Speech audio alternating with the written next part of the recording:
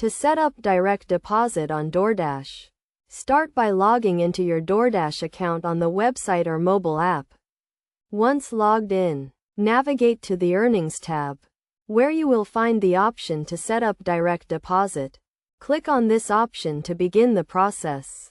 You will be prompted to enter your bank account information, including the account type, routing number, and account number.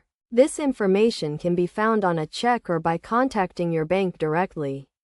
It is essential to double-check that the information is accurate to avoid any issues with your direct deposit. After entering your bank account information, you will be asked to confirm that you are the owner of the account.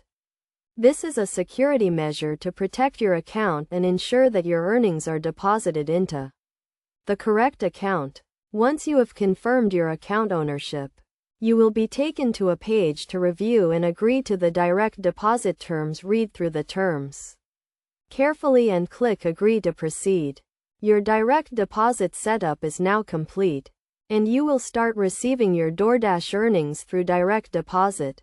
It is crucial to note that it may take a few days for the direct deposit to take effect, so you may still receive a few payments through other methods before the direct deposit becomes active. Additionally, if you have any issues with your direct deposit, you can contact Doordash support for assistance.